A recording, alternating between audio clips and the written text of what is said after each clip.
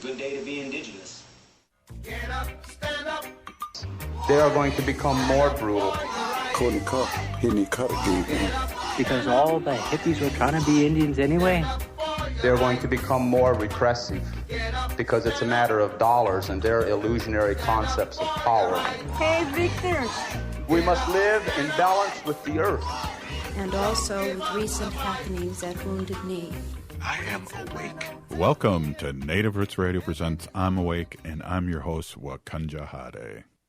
Hey, Kadagi. To all my friends and relatives in four directions, you are listening to Native Roots Radio presents I'm Awake, and I'm your host, Robert Pilot. Hey, we discuss local, national, Native news and events. And as you know, Chujunk, Native issues are human issues, and human issues are Native issues. You are right, Dega. And this portion of the show is supported by JS Bean Factory off Randolph Avenue in St. Paul. Only the good stuff keeps us awake. I like the way you said, yeah. You're right. Monday, yeah. Yeah. Hey, Haley, how was your weekend? Oh, it was good. It was pretty chill, but, got to see David Huckfelt and Annie Humphrey, so that's always a good time. What about you? Well, no tats here, but I heard the rumor has it you have a little eagle feather on there for on your forearm. Yeah, I had to get an eagle, I feel like, because it was right below the eagle that I have now. So I just got a feather. And I like to say that it's like the feather, the mashu that the eagle or Shashep dropped. So like a little story with it. That's awesome. That's awesome. Hey, we have Dr. Stately on, who's the president and CEO of Native American Community Clinic here in the Twin Cities, Minneapolis, and you look very angelic, Dr. Stately. Peeny Gigi for being on. I'm the second coming. Yeah. Yes. Well, yes, you are. It's the sunlight. I don't know what to do about that. So anyway. No, you look good. Look good. I have a halo. I'm an angel. I'm an angel. You have a halo, but your devil horns are holding it up. Wicked. Oh my gosh. Just so it's going to be like that today, huh? Okay. No. We're cool. So how have you been? A lot going on in the I've been good. A lot of things happening. Oh my gosh. Yeah, it's Indian month is officially over, and there's there was just so much to do. Mm-hmm. Yeah. Definitely. But you and I and Haley celebrate Indian month every month, but it was the official one in the state. And now we're really excited because Native Roots Radio is going to be at Pride, and we're going to be live, and we're going to be in the parade, and we're going to be really, it's going to be a really fun 2 days for us at Loring Park in the area. That's awesome. Are you going to broadcast from there? Yeah, we are. And also, we're going to have Dr. Staley march with us on that long parade with 500,000 people there. You are? Yeah. We'll get you a T-shirt. Did somebody talk to my assistant and schedule that? Did we not book you, Dr. Stately? We still have time, Haley. It's I don't even actually. I'm embarrassed to say that I don't even know when Pride is in Minneapolis. That's 29th. Really the 29th of June? Yeah, Saturday and Sunday. So okay. That's Wendy and our anniversary, and Wendy will be on later talking about how grateful she is that she's married to me. Do you want to get married again and have a gay wedding? If you have it at Gay Pride, it'll be a gay wedding. You don't actually have to be gay to have a gay wedding. You just have to have it at a Gay Pride event. Well, I'm joking. You had me thinking because maybe you could come and do it live Saturday on our show. Yeah, well, You're registered. I'm registered. Yeah. Oh, you should come marry people out there. Yeah, I could. Oh, that'd be cute. Like, we want to set up a tent. Yeah. We have a tent. Yeah. We just say like gay shotgun weddings or something like that. and if you want a native name, we get for $25 extra bucks. Yeah. For 50, I think we should charge 50. Yeah. That's right. It is 2024 and gas prices are high. You're right. Yes, it's true. Yes. So what's going on? A lot going on the avenue. We are like, okay, we should tell people authentically that we are joking. We are not going to do that. That's not a thing. Right. Yes, Yeah. we don't just give out Indian names to people. No. We also don't sell them. So we do give them out, but there's usually a request that comes with it, like in the form of things like tobacco, and then you got to do some stuff for it. Mm-hmm. You know, those kinds of things. So. Oh, absolutely. Yeah, we just kid here on Native Roots Radio, but I'll tell everyone my Venmo a little later if they're interested. Again, we joke. I do accept donations to talk to the spirits on your behalf. Yeah. Exactly. Wow. And we joke about that, but over the years it's happened. There's many shamans running around giving people name and killing people in sweats. I don't know if you remember that. Yes. Yeah. Oh my God. You know, and it's like, this is like, so I was just having a conversation with somebody about this not too long ago, because like, you know, and the work that I do at the clinic, you know, I'm working hard to make, you know, create the space within like, you know, Western medicine to sort of crack an opening so that traditional and cultural healing and spiritual care services are recognized by Western medicine and by the, you know, by the colonizer writ large, that it's a valuable and legitimate healing space for us as Indigenous people, that these things are as equally important to Native people as are, you know, Western medical practices.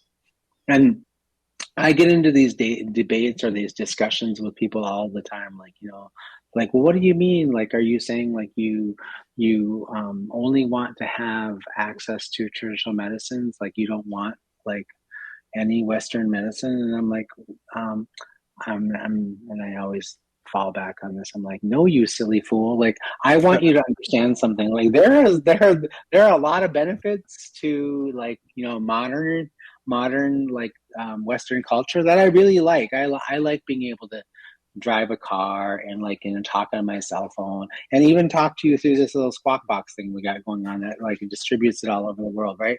There are things that I like about Western men. Like, and then don't get me wrong, like if I were to drop dead or drop over right now in front of you, like with a heart attack, you know, don't stand over me and pray. I mean, do that at some point in time, but grab the defibrillator and use it. I want you to save my life, right? So it's like people get like all really weird about those conversations sometimes. It's like, well, how come you can't have both of those things? Why can't we have Western medicine and all of the benefits that come with those things, like, you know, antibiotics when I'm having a bacterial infection and I need to take them?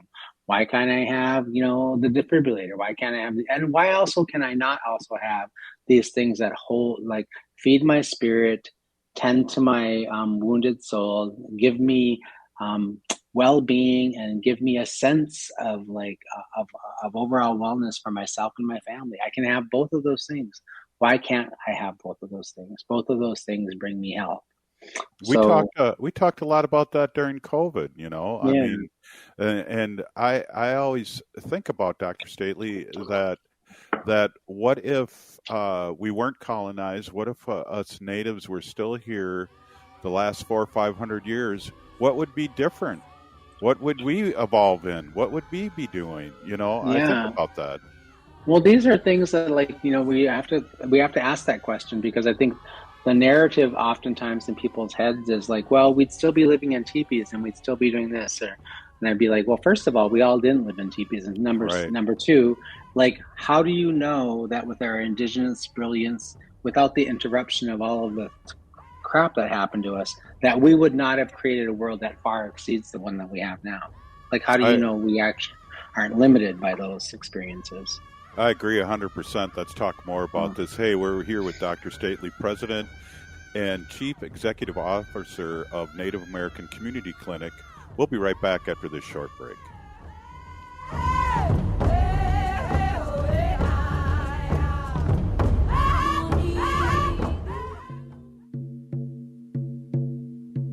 When we heal from our traumas. When we face our fears. Let go of our addictions. When we relearn our values. When we live our teachings. Respecting our elders. Cherishing and honoring our children.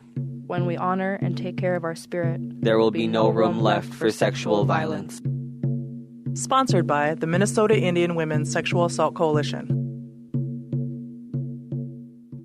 The city of Minneapolis is now on Native Roots Radio with Minneapolis AIR. AIR stands for American Indian Relations.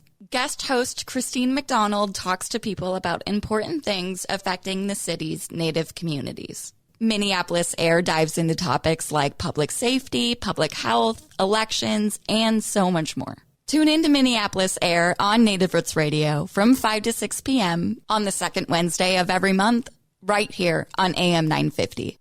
As nature awakens this spring, let's awaken to the call of protection.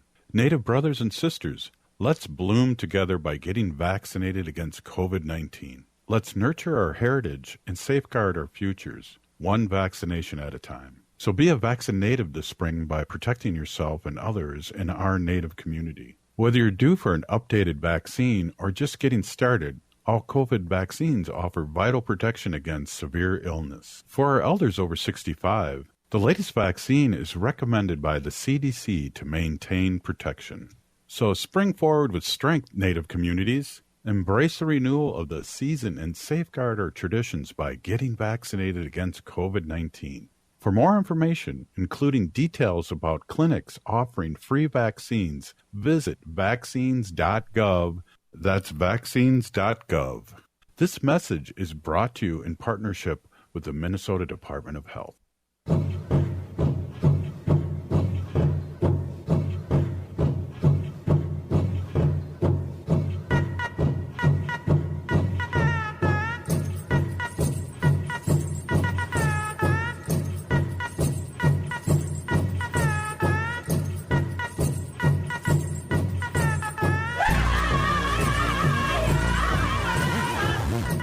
Welcome back to Native Roots Radio presents I'm Awake, and this is Robert Pilot. This portion of the show is supported by Native American Community Clinic, or NACC, on Franklin Avenue in Minneapolis, honoring health and tradition. Hey, we're here with Dr. Stately, President and Chief Executive Officer of Native American Community Clinic. And one of the things I'd like to talk to you about, too, Dr. Stately, is that we've known people that in our lifetime that were born in 1924, 100 years ago. So that's not that far ago, but we've just celebrated a weird milestone, I think, in this country. A weird milestone? Yeah, it's like unusual for sure. I mean, Yeah. this is the year, 100 years ago, Native people got citizenship, right? In their own country. Yeah. There's that little bit. There's the weird part right there. Right, thank you. Yes. And also, did you know that, even after we got citizenship, we didn't even get the right to vote for several years later. So. Mm-hmm. Well, and again, too, I was a junior in 1978 in high school, and that's when the Religious Freedom Act passed. That I was 17 years old. I was alive. Yeah. That's not ancient history. Yeah, no, yeah, me as well. Yeah. I say these things all of the time, especially in these spaces where I talk about traditional and cultural healing ways and our spiritual practices, why those things are so important. I remind people that, one of the first things that happened to us as Indigenous people with colonization, starting from 1492 all the way forward, is that, we were almost immediately our relationship with the land, which is we refer to the earth as our mother. So we have that psychological and that spiritual, so the umbilical cord that between us and the land. And so many of our songs and our ceremonies and our specific practices for us as Indigenous people are directly related to our relationship with the land. We draw all of our life from the land, right? So I think it was I forget which chief it was, which reminds me, we don't use the word chief at NACC anymore. I'm just the executive officer. We took the word chief off of all of our titles of leadership. a couple of years ago. Sorry about that. That was a good idea. No, like that's there's a story behind that as well. But the point is that like I forget which chief said it, but like the one that said, "What we do to the earth, we do to ourselves." Like, and we see that now, right? So we see like all the effects of global warming and all of the effects of like sort of like just all of the things we've been doing to the water, right? All the things we do to the earth, we do to ourselves, literally, figuratively, not just figuratively, but also literally, damaging and destroying our health as we're damaging and destroying the health of the planet, right?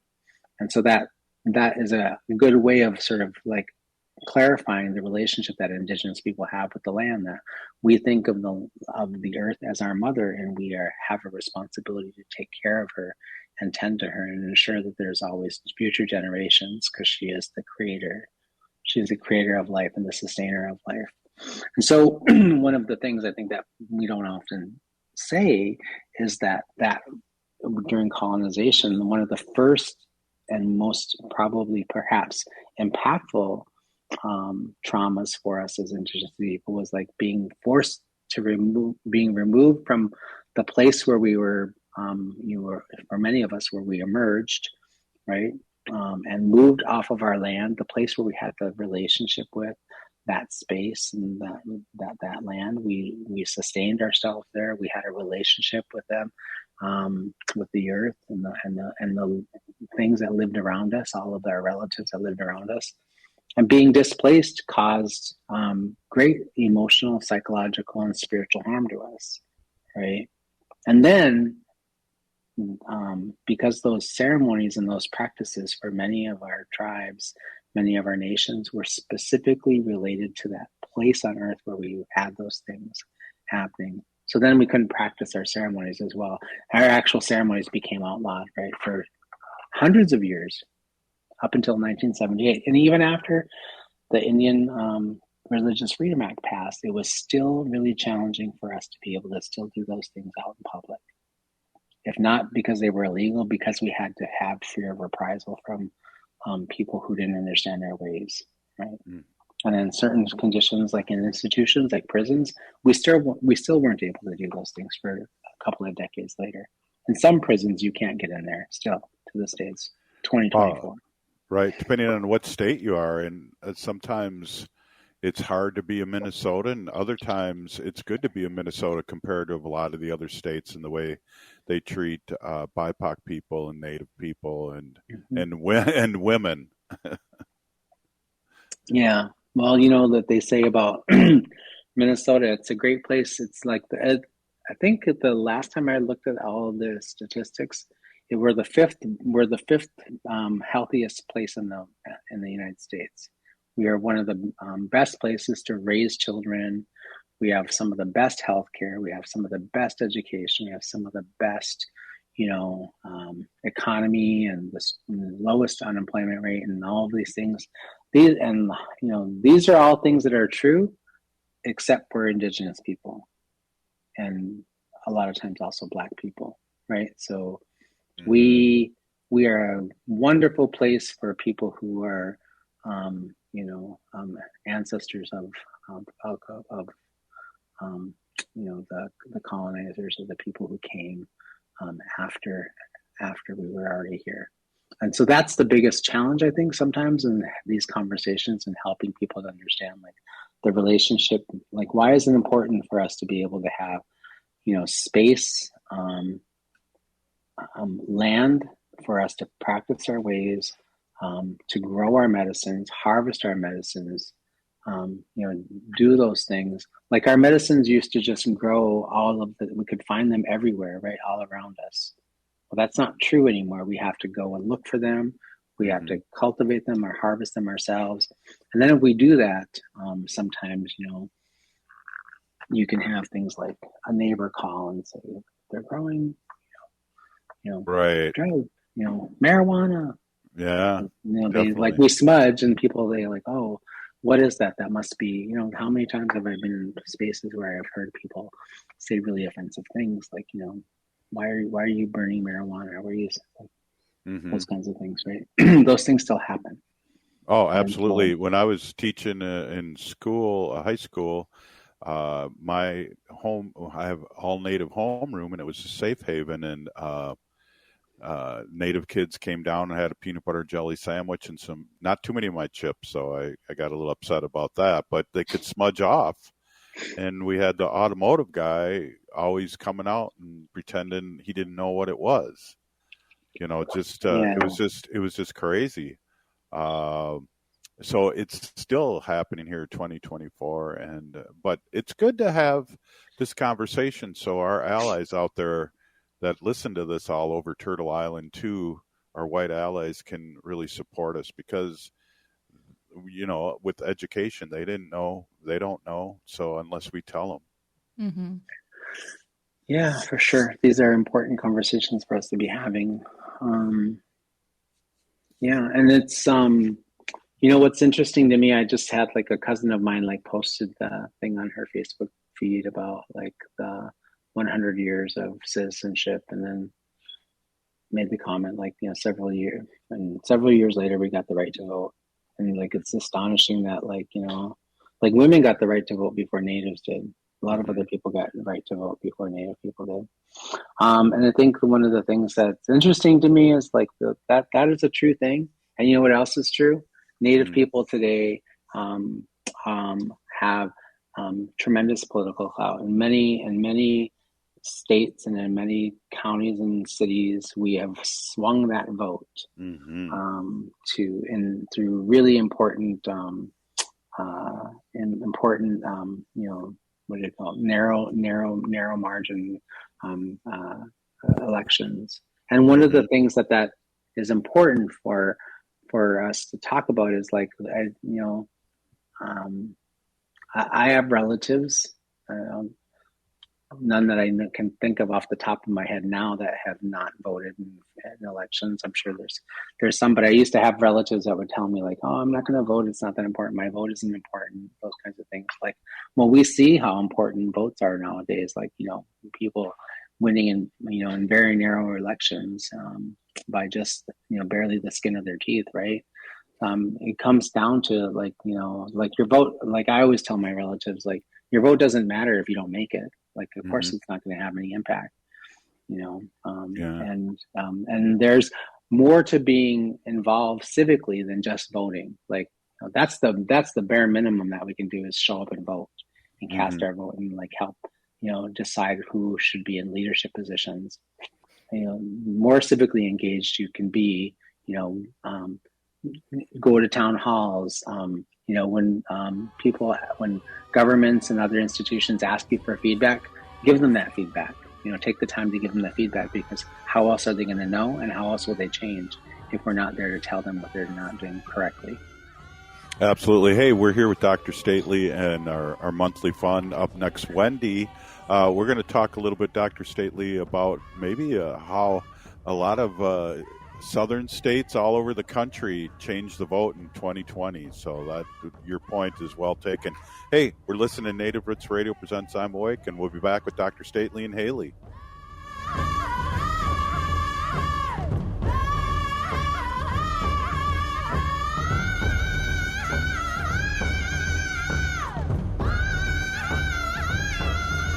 Do you have a personal financial goal like buying a car, starting a business, saving for college, or investing for retirement? Whatever your goal is, you need a plan. It might seem overwhelming, but like physical fitness, you can gradually improve your financial health step by step. Start by creating a spending plan, improving your credit score, opening a bank account, or finding a trusted advisor. Not sure where to start? Visit mn.gov/commerce/money for more. Minnesota has the only original wolf population in the continental United States. And 80% of Minnesotans believe the wolf should be protected. Howling for Wolves is asking Minnesotans to respect our true wildlife manager, the wolf. Their survival is critical to our ecosystems, our communities, and even our economy. As highly intelligent animals with strong social bonds, Minnesota wolves deserve to be protected and admired. Learn more at howlingforwolves.org. Let's live and let howl. J&S Bean Factory is a native-owned, community-supported, cozy, artsy coffee shop which offers roasted on-site beans, live music, and baked goods. Relax in the beautiful outside patio. City Pages writes, voted top 10 coffee shops. Tucked into a quiet corner of St. Paul's Highland Park neighborhood, this coffee shop roasts beans on site from the best coffee growing countries in the world. Located at 1518 Randolph Avenue, St. Paul. The good stuff. ATN FM 950 St. Louis Park, Minneapolis, St. Paul. For the past decade, Four Sisters Farmers Market has been working to bring healthy and affordable food to indigenous communities and surrounding neighborhoods. Join the celebration for opening day, June 6th, from 11 a.m. to 3 p.m. They'll have over a dozen vendors, like the new Powwow Grounds food truck, Fry Bread Factory, and music by Afro-Indigenous artist James Harbin. Four Sisters Farmers Market in Minneapolis is opening on Thursday, June 6th from 11 to 3. Discover more on their social media accounts.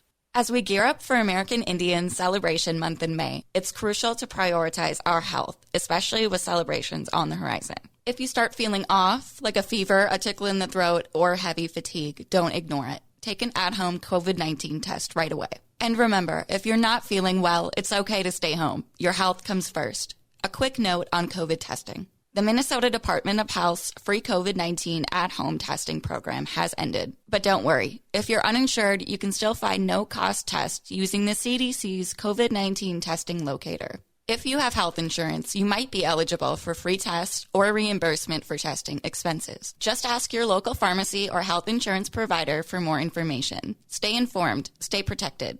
Let's prioritize our health this American Indian Celebration Month in May and ensure our communities and elders remain safe and healthy. This message is brought to you in partnership with the Minnesota Department of Health. Visit health.state.mn.us. With a look at your AM 950 weather, I'm Patrick Lilia. Tonight, partly cloudy with a low of 66. Then a chance of showers and thunderstorms in the afternoon on Tuesday with a high of 81. Country star Orville Peck is bringing his Stampede Tour to the Armory in Minneapolis next Tuesday, June 11th. We're giving away tickets all this week on the Matt McNeil Show. Listen during the 4 p.m. hour for your chance to win. Hi, this is Representative Sharice Davids from Kansas. I'm Ho Chunk, and you're listening to Native Roots Radio. And we're back to Native Roots Radio presents I'm Awake, and this is Robert Pilot.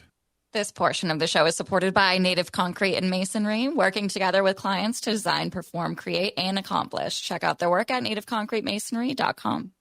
Yeah, give those guys a big shout out. They're a big supporter of Native Roots Radio, and they do great work. And, you know, when things slow down for them a little bit here towards the year, when I get some money in my pocket, I'm going to give them a call and have them do our sidewalk in the backyard.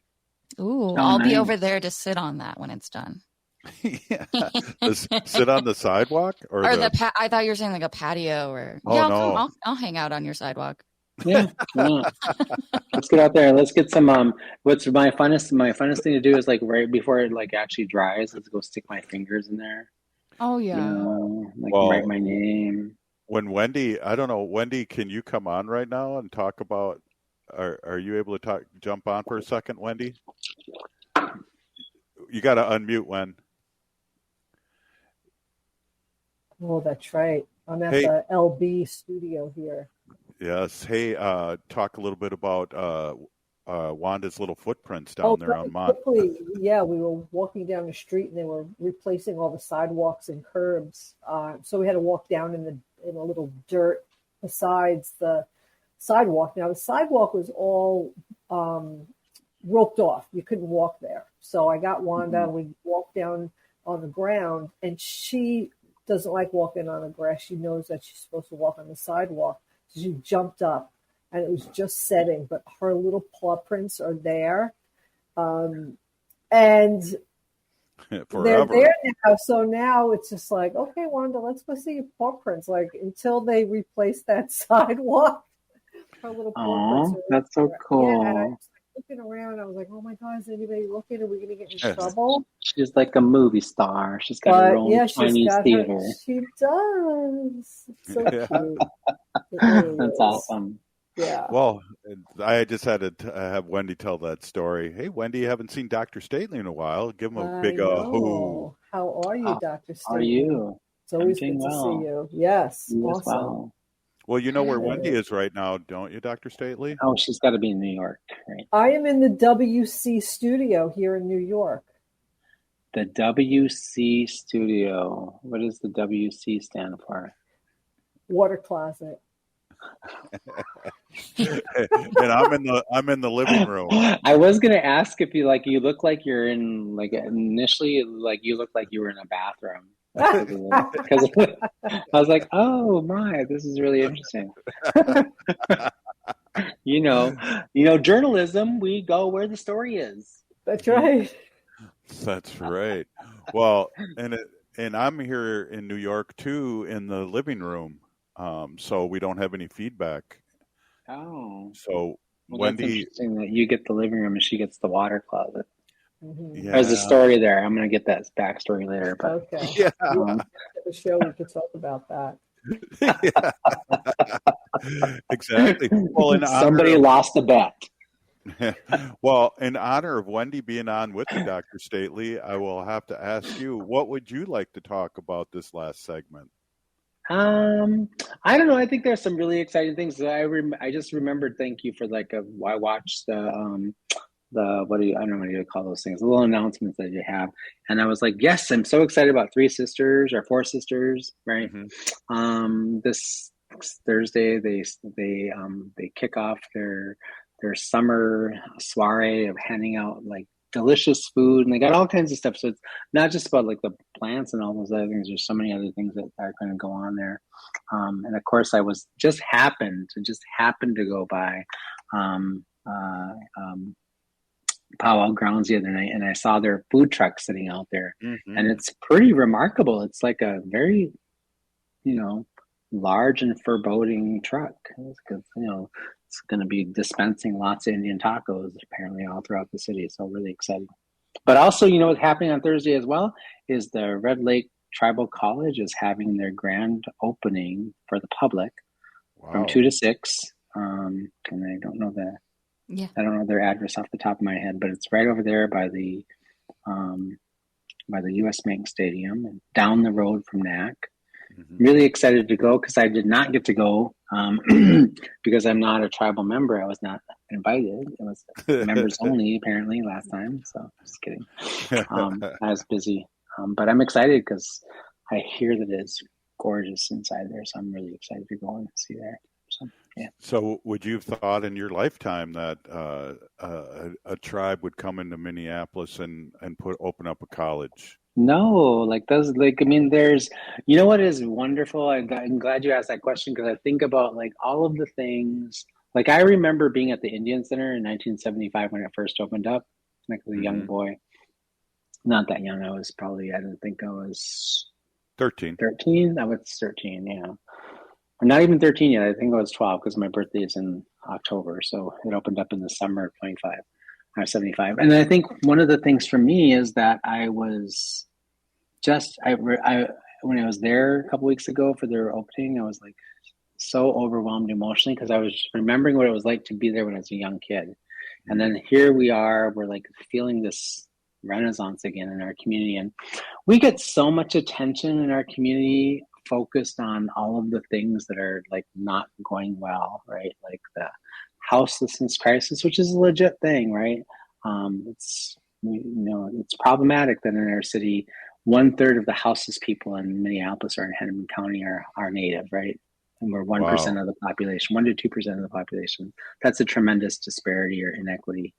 And so the other thing is that so we get a lot of attention to those things, the opiate crisis, a bunch of other stuff, which are legitimate things. And we don't spend a lot of time talking about all the really amazing things that are going on in our communities, all the wonderful, things that we have built since the 60s and 70s when sort of AIM and was in its glory and all those other things that we've done so much, right? And I think it's really important that we take the time to acknowledge what we have been able to collectively build as people, as Native people living in and around the cultural corridor in Minneapolis specifically, but all across the state.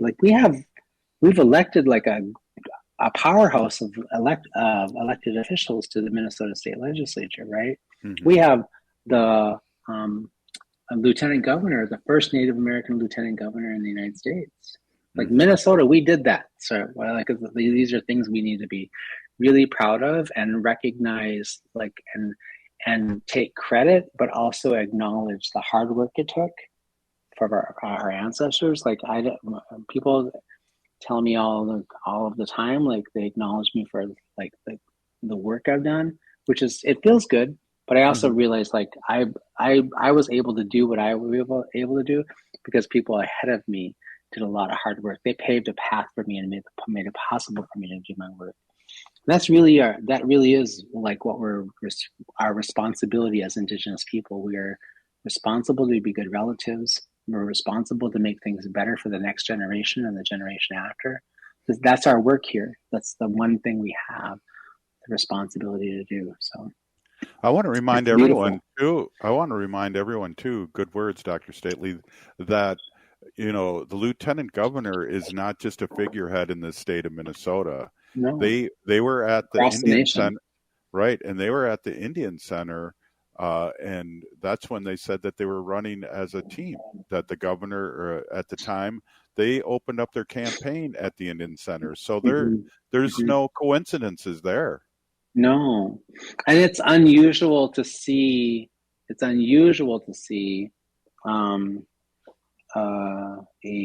A governor or a president sort of give equal weight and equal sort of time to their second in command, right? It's unusual to see that.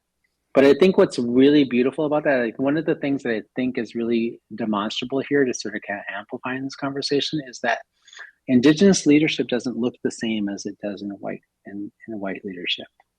Like we don't think of leadership in the hierarchical way that we think that Western culture thinks of leadership. Indigenous leadership looks like everybody has a skill and everybody has a talent. They all have a gift, and we don't always necessarily know what that thing is. Sometimes the individual doesn't even know what that thing is, right? And so, but what we do know is that we think of the world and we think of the way in which leadership and all these other things function. It's a circle, right? And inside of a circle, everything belongs. There's no top or bottom to a circle. There's no hierarchy in a circle. In a circle, everybody has a role, everybody has purpose, and everyone has an opportunity to step forward and bring their best self and their best gifts and their talents and their gifts at a moment when it's necessary, and to bring that forward and to lend it and to give it to the nation and to the people, and then step back when they're done and step back and let somebody else bring their gift forward. That's the way that Indigenous leadership works. And Lieutenant Governor Peggy Flanagan is an amazing example of how Indigenous leadership functions, right? Stepping into hard spaces and hard conversations, and then letting someone else step in when it's their time, and being really clear, like we're gonna do this thing together. This is I remember her telling me, like, I only agreed to do this because I didn't want to be a lame duck running mate. I wanted to be actively involved, civically involved, and engaged in all the decision making and all the other strategies. And those are important things that we need to acknowledge. Like that's what Indigenous leadership looks like, and we see that in all kinds of other spaces with Deb Holland, with Sharice Davis, all these people that are doing some really amazing things in specifically within legislative and governance sectors. Yeah, we're in a good state. Wendy and I were on the boardwalk, and we saw somebody dressed up like President Trump on a bicycle, right, Wendy? Oh my gosh! He looked. Did they have handcuffs on? It. He got off his bicycle, and people there was this other couple shaking his hand and taking selfies with him, and he was talking. I'm telling you, he sounded exactly like him. Like, really, what an idiot! I can't. That's why we don't live out here full time, right, Wendy? It's crazy, really. I don't know. It is a blue state. It is a blue state, but New Jersey is, or New York is? New York is a New blue York, state. yeah. New New York Jersey is kind of like purple, isn't it? New I Jersey. think it is purple, yes. Long Yeah. Island is a little purple. Yeah. Yeah, Long Island is purple. New York City is blue. You don't say that like a New Yorker. You don't say Long Island. She's been working on it. her family here thinks she sounds Minnesotan, and we in Minnesota think she sounds New York. It's funny. Yeah. It's one of those things. The accents. Happens to the rest of us. Before we let you go, Wendy, you have a question for Dr. Stately before we let him go? We got 30 seconds. 30 seconds. No questions. That's too fast. It's always great to see you, Dr. Stately. I just want to say happy Pride. June is Pride Month, so, have a great Pride Month. Yes. Well, you didn't hear earlier, we're renewing our vows with Dr. Stately at Pride on the 29th. We're going to have a gay wedding. Awesome. I want to do it. Absolutely. Right on. We'll be right back. Native Roots Radio. See you later. See ya with the Sacred Animal section. Thanks, Dr. Stately. Minnesotans age 65 plus might qualify for Health Partners Minnesota Senior Health Options. The plan includes personal support, coverage for medical, prescription drugs, and dental, plus over 30 extra benefits. Eligibility information is available at healthpartners.com/oneplan. Health Partners is a health plan that contracts with both Medicare and the Minnesota Medical Assistance Medicaid program to provide benefits of both programs to enrollees. Enrollment in Health Partners depends on contract renewal. The city of Minneapolis is now on Native Roots Radio with Minneapolis AIR. AIR stands for American Indian Relations. Guest host Christine McDonald talks to people about important things affecting the city's Native communities. Minneapolis AIR dives into topics like public safety, public health, elections, and so much more. Tune in to Minneapolis AIR on Native Roots Radio from 5 to 6 p.m. on the second Wednesday of every month, right here on AM 950. Some people won't give you the real talk on drugs, but it's time we know the facts. Fentanyl is often laced into illicit drugs and used to make fake versions of prescription pills. You can't see it, taste it, or smell it. Suppliers mix fentanyl into their products because it's potent and cheap, and the dealer might not even know. Keep yourself and others safe by knowing the real deal on fentanyl. Get the facts. Go to realdealonfentanyl.com. This message is brought to you by the Ad Council. Crooner's Supper Club invites you to enjoy drinks, a delicious dinner, and live music from both big-name local and national artists in a wide array of styles. Before or after your show, check out the new Maggie's Lounge, a perfect spot to visit with friends. It's open Wednesdays through Sundays beginning at 4:30 with cocktails and light fare. And you don't need a ticket to enjoy the great atmosphere of Maggie's. Crooner's Supper Club off Moore Lake and Highway 65. A little piece of old school nightlife in the 21st century. You're listening to Native Roots Radio. This is Spirit from Reservation Dogs. Get up and listen.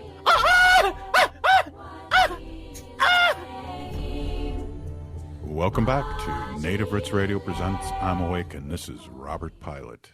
This portion of the show is supported by Howling for Wolves, protecting wolves for future generations.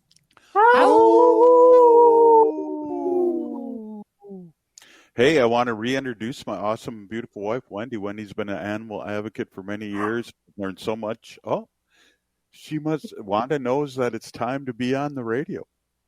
Aww. Hey, everybody. My name is Hanaji Hihani. That means cares for them. I was given that name by my David Curtis. Curtis goes by Mashke Hanajinga, which means walks on white clouds. I'm a humane policy volunteer leader for the Humane Society of the United States, and I work on animal issues at the local and state level, and it's always my pleasure to do that. But I have lots of tidbits to share with you guys today. Hey. Yeah. So first thing I want to say, I'm not into like designers, or I don't know a lot of designers. I'm not just familiar with designers. I don't buy designer stuff.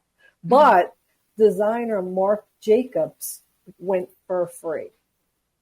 So nice. I'm really, really happy to say that. And a lot of different designers have realized that, keeping animals, foxes and chinchillas and all these animals in these horrible conditions and using them for fur that you wear as a fashion statement is not cool anymore, and a lot of designers are going for free.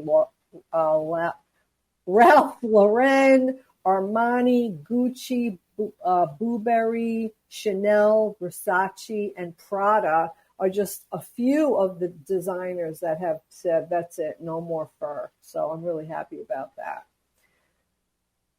And, the list goes on, and every month or 2 or 3, you'll see another one get on board. So let's just keep having those designers not use fur anymore in their products. So I'm really happy about that. Robert, you sent me a really cute little segment here. Jerome Horwitz. A lot of people don't know who he is, and they won't even know him when I say he played Curly in the Three Stooges. So you have to be pretty old to remember. Or do the Curly Shuffle. Haley's done the Curly Shuffle, haven't you? Have I? I don't think I know what that is. So the Three Stooges, I don't even know what year it was. It's like even pretty much before our time too, Robert. But anyway, his name was Jerome Horowitz. It was kind of like a little skit, like slapstick comedy, kind of funny thing, the Three Stooges. And Curly, Jerome Horowitz, was known to all as a protector of dogs. And Curly's contract, even with Columbia Pictures, included a clause that allowed his dogs to accompany him on the studio lot. But Columbia did have to limit that he couldn't have any more than 2 dogs at a time due to the puppies and their unplanned on-camera appearances. So you could imagine how that happened, but it could have just went into part of a show. And it says here, you could see those surprise dog on set invasions in the first few short films. So I just want to... that's a legacy, he was Curly, and that's his legacy, but really that he cared for the dogs and he rescued dogs. And in every town that he went in that they were shooting the Three Stooges, he would go and find dogs and help them. I have a picture of him here. And it's I like don't know. 5,000 dogs, Wendy. Yeah, it was a crazy amount of dogs. So that's Curly and his 2 dogs. And good. he was really a super, super guy. Funny as all heck. So yeah, good for you, Jerome. Rest in peace, and hopefully you're up in heaven there with all the dogs. So yeah. So the other day I was collecting all the memes and about animals and about dogs, and just kind of reading them over the air. And I still have a couple of more that I want to share with you guys, because some of them are really funny and some of them are not funny, but so I'm just scrolling around on social media, and people just put things up, and I think that they're really clever. So one person put, if you ask rescuers to save a dog, be prepared for the rescues to ask you to foster that dog, because we are drowning. So there's rescue organizations out there. Every rescue is full of dogs to the max, with cats. So go out there and adopt a dog, adopt a cat, or foster. Fostering, you keep the dog or the cat in your home. They get to live in a home environment, and they're loved and cared for while they wait for their forever family. So that's something that you could do. And a lot of people, I have never fostered, so I can't really say this. My aunt fosters, and she says sometimes it's really hard to give up the dog. She fosters bigger dogs, and they come and stay with her. Sometimes she has them for a week or 2. Sometimes it's months. And then the dog will get adopted, and then, she has to let them go. So, but she's saving a life. So she's saving that dog's life, and she's saving another dog's life that can come into the rescue. So she's saving 2 lives. So one day I will be brave enough to foster. And I know I'll be a foster. I'll be a foster failure, Wendy. Robert, yeah. Robert you want to keep them. Yeah. So here's another one. This is another little cute meme. Please understand, I am only taking new friend requests from dogs. Me. I know. There's a picture. I'll show it to you. It's kind of just a picture of a dog brain. It's a dog brain and a cat brain. So inside the dog brain, it says love, play, sniff, loyalty, protect my family, food, and dig. That's what it says in the dog A lot, brain. yeah. Yeah. Now the cat brain says food, sleep, murder, and then a little question mark for whatever else. Oh, sounds right. Funny, right? I know. Well, we had a cat give us socks instead of dead birds, dirty socks. Yeah, cats get a bad rap because people say like, oh, they're so indifferent, they don't really care, but they do. That's just a funny little meme. Yeah. So I think I talked about this. See, I can't remember what I talked about and what I didn't. So I'll just repeat myself. If need be, I'll just repeat myself. Good idea. Possums. Possums is a little animal. You're going to find them around. They're having babies now. And they're a marsupial. So a marsupial is an animal that has a pouch. And their babies live in the pouch and they grow in the pouch. But possums, if you find a baby possum, you need to help it. All other animals like squirrels, raccoons, all those other animals will come back and find their baby or look for it, or it'll be like rescued by another squirrel or another raccoon or whatever. But possums, no. They all, after they're born, they go on their mom's back, and if they fall off, the mom's like, all right, well, one less, and that's it. She'll never look for it. She'll never go find it. So if you see, I didn't know that. It's kind of sad, but that's what they do. So if you see a possum, don't leave it alone. It means they lost their mom, and the mom's not coming back. And if they're under 9 inches without a tail, secure them and bring them to the wildlife rehab center. So under 9 inches without a tail, they need to go to a rehabilitation center. So you could do that. But if they're bigger, we get to keep them? If they're bigger, we get to have them as a pet, yes. Absolutely. Hey, thanks, Wendy. Thanks for all your fun and insight. Hey, we're still here. We are the 7th generation. This has been Native Roots Radio. Free Leonard Peltier. Now. On the 10th.